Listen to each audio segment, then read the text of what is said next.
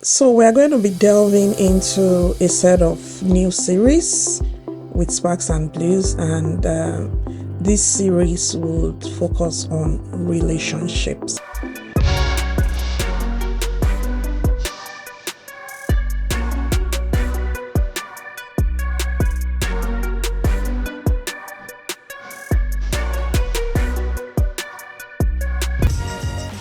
Yes, I think that sounds exciting. Yeah, so we've been talking about career and the likes for a while now. So let's look deeply into relationships and the sparks and the blues around them. So for relationships, we have friendships, which is like regular friends, and then we have romantic relationships, partnerships these days, and of course we have marriage relationships. Yeah, so over the weeks, as the episodes continue to go, I believe we'll be discussing different levels of relationships. So today, I think it's okay for me to talk about marital relationships. I'm not going to say I'm a master of it, but I've been happily married for about 17 years now, and it is not really, I'm not going to say there's a strategy to it or it's because of my know-how. I believe it's the faithfulness of God, because that institution was originally ordained by God.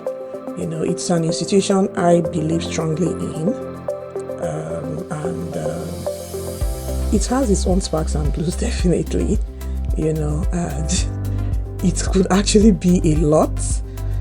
I can remember, in my nursing days, going through psychiatry posting, experiencing or seeing patients that ended up in psychiatric homes as a result of relationship blues.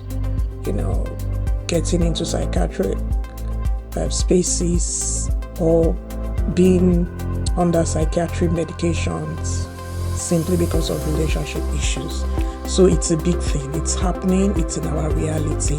And I believe that it's okay for us to sort of review it and, just talk about it on a general note.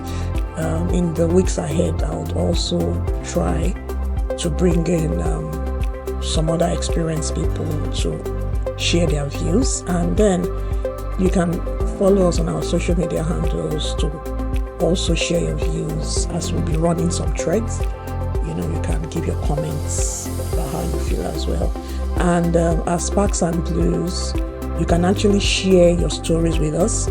Now that we're going to be running the relationship series, we will be opening our DMs to receiving your messages, to receiving your stories. If you want us to publish them, if you want to stay anonymous, or you want us to mention your name, it's open. You can send us your DM. It's free. We can publish your story. If you want us to, discuss it on the show, we can also do that. So I'm putting that out to you today, that on the relationship series, you are welcome to share your stories, share your reactions, maybe to other people's stories that have been put out there on our Facebook group, or send us a DM on any of our social media handles, which are all at Sparks and Blues, and then we'll reach out and talk to you about how best you need us to support you on such matters. Yeah, so marriage, being ordained by God, is a beautiful thing. It's something that is quite encouraged when you become of age.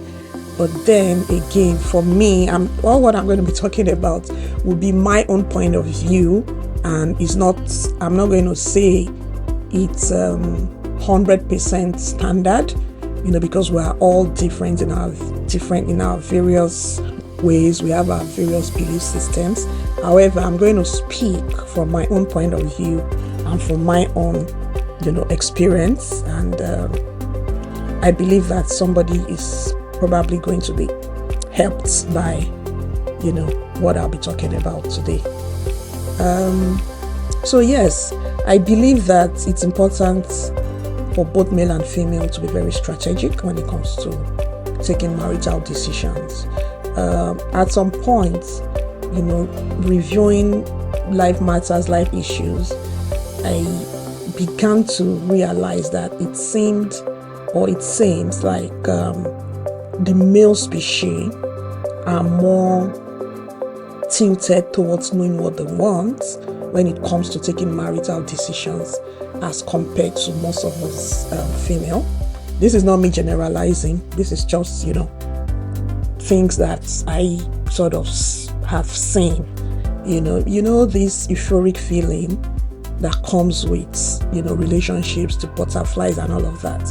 You talk to ladies and you hear them saying things like, well, I'm not feeling the guy, and what they mean is that they are not experiencing the butterflies in the tummy, And for me, I feel that taking a marital decision doesn't necessarily mean you should experience, the butterflies in the tummy. I feel that you should place your values first.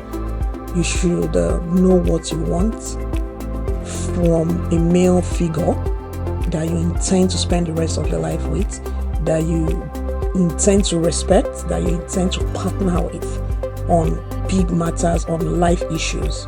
It's not compulsory. I don't believe it's compulsory for you to initially feel the butterflies. I feel that it's time females also started thinking, well, for lack of a better, maybe in a masculine way, I don't know. We need to begin to think in a more serious way. The marital space or transaction or relationship, whatever you want to call it, is more intense than those butterflies. And trust me, anything can eventually get you those butterflies, as time goes on. Yes, really. And the negativity or the negative aspect of those butterflies is they soon wear off. And they are totally unable to sustain a marital relationship. A marital relationship is something that is so realistic. In all of my years, I doubt if there's any other space as realistic as living or dwelling in a marital space. It's so realistic that, you just have to be authentic. You can't pretend so far. You can't go so far with a fake life in a marital relationship. So it's important that you think deeply before you take those decisions.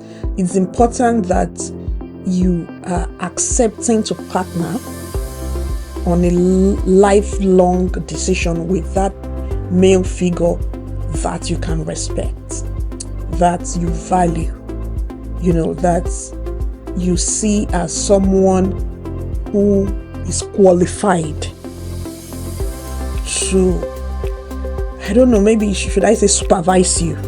I'm just trying to break it down because those are where these issues come from.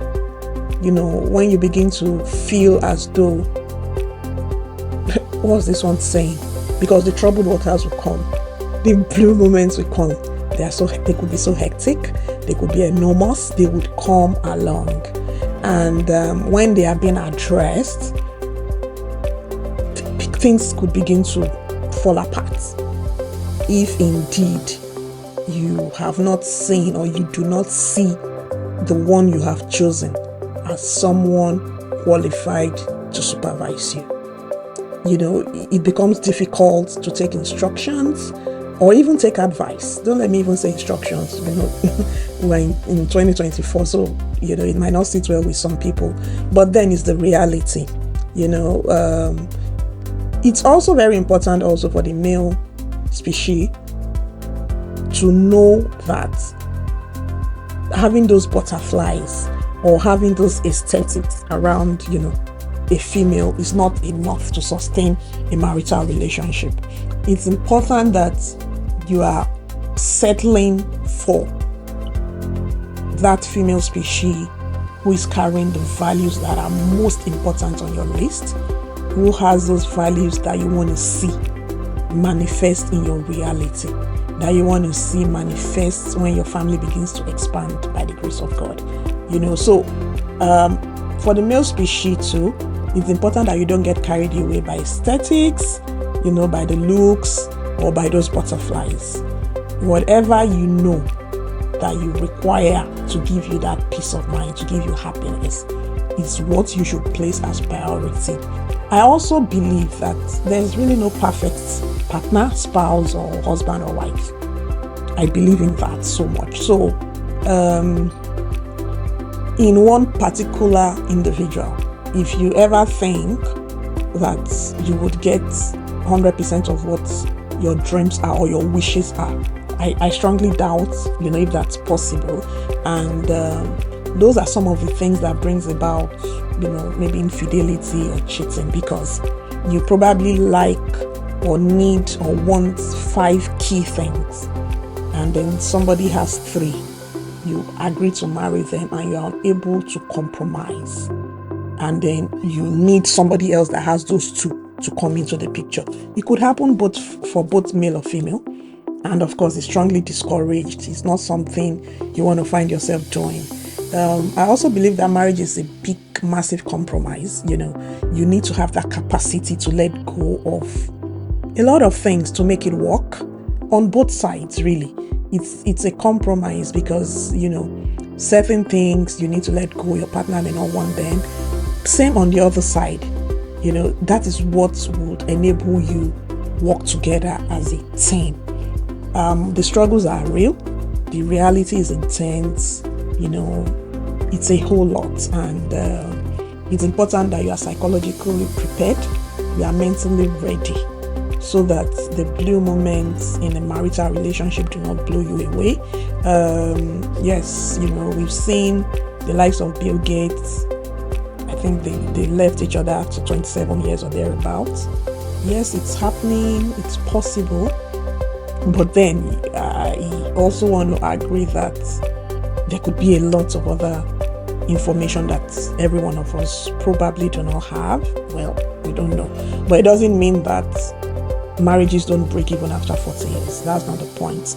Any marriage could break. Any partnership relationship could go sour or go south, sorry. But then, if you honestly think, that you want to stay in your own relationship, in your own committed relationship, I think you need to master the art of compromise. I cannot overemphasize that as a key ingredient of, keeping your relationship together. It's important because you will be faced with those challenges on a daily basis, and it's important that you get used to the fact that you have to compromise from time to time. It's not even fixed. It just keeps coming up. It keeps happening. Talking about marital blues as well, how do you sort of manage it then to begin to then move into your sparks? I know that the dramatic thing about being married is that it starts with the sparks. That's the dramatic part. Those butterflies in the tummy and the sparks. Oh, he's so handsome. Oh, he's so rich. Oh, she's so pretty. Oh, she's... all those stories gives you those feelings, and you just think you've arrived in heaven, which is beautiful. But I think to apply wisdom, the funniest thing again is nobody has ever been there, so everyone is coming in as a new person without the experience. So it's a whole lot. It's different. So you come in with the sparks, and then before you know it, the reality starts, and then the blues begin to set in. So what I'll be telling my viewers today is that you see those sparks that you start your committed relationship with. They are the sparks that you need to examine properly. Whatever is giving you those sparks, whatever it is, examine it properly, put it through the test of time to ensure that they are real. Yes, you can't get 100% certainty. You can't be so sure. Nothing is perfect, we agree. But then putting in some work can also help, so check those sparks, and don't get carried away by them, because trust me, they don't last forever. The euphoric feeling of preparing for the wedding, shopping, traveling, all of those things, and the looks, everything, the career, oh, he's well packaged, she's well packed, all those beautiful feedbacks. Yeah, not that, life will become sad. That's not what I mean. But then, because marriage is so realistic and a lot is going to come in between, it's important that you get prepared for it, so that it doesn't seem as though because the blues have started playing in, the marriage is over. That is where a lot of people get caught up. They never assumed or imagined that it's going to be a mixture. They just probably felt it will be a spark all through. And then when the blues starts, they feel their relationship is over. Your marital relationship or your committed relationship should be able to stand the test of time. I'm not saying you should be there, what's the word now? Going through pain and, just struggling. Yes, struggling is part of the game, some level of it anyway. Some blue moments that you're not going to be happy about for the male or for the female is going to be part of it.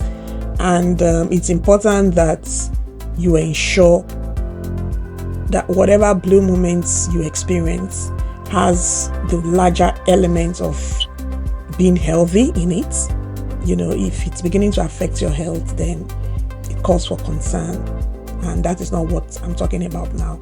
But then the regular disagreements or regular misunderstandings that you need to now sit back, analyze, talk about from time to time would occur. The new things you need to learn to please the other person, the new things or the old things you need to put away to make the other person happy or comfortable. Those are the things in the mix that you need to get used to. When they begin to come up as blues, do not think that your marriage is over or your committed relationship has come to an end. I don't think it should be that serious. It should be such a situation that it can be resolved. Yes, we hear about irreconcilable differences. Those words are weighty, they are heavy, and we really don't pray or hope that we get into those things. But that's not what I'm talking about. I'm talking about a healthy, natural, committed relationship where the two people involved, first of all, value each other, have mutual respect for each other, and have decided to be committed. Those are the relationships I'm talking about. I'm not really talking about the false relationships that already had faulty backgrounds, and you probably got into them, through unclear reasons and all of that's not what I mean. I'm talking about those relationships that are mutually respected. You want to be in it, both parties, and then the blue moments begin to come in. You need to be able to manage it. You need to be able to take yourselves back to your sparks. You need to find a meeting point where you can always, go back to your sparks despite, having the blues. So it's important for us to be aware that these things are going to come up, these things are going to happen. It's not news and it's not new. So we hear these days that what a man truly wants is respect. The fastest way to a man's heart is his food. Well, I don't know how true those things are, because I believe that there's no particular route to keeping your committed relationship sane. I don't believe that. Well, that's my own point of view. I believe that it varies. Individual relationships are different, and then you can work things out based on your own terms, based on your belief systems, based on how much you value and respect each other, and that can all help you, progress and have a successful relationship. So yes, in the days ahead, we are going to be delving into other areas. I just wanted to give a brief opening, into a marital relationship for a start. Would talk about other aspects of relationship in subsequent videos. Thank you very much for listening, guys. Bye.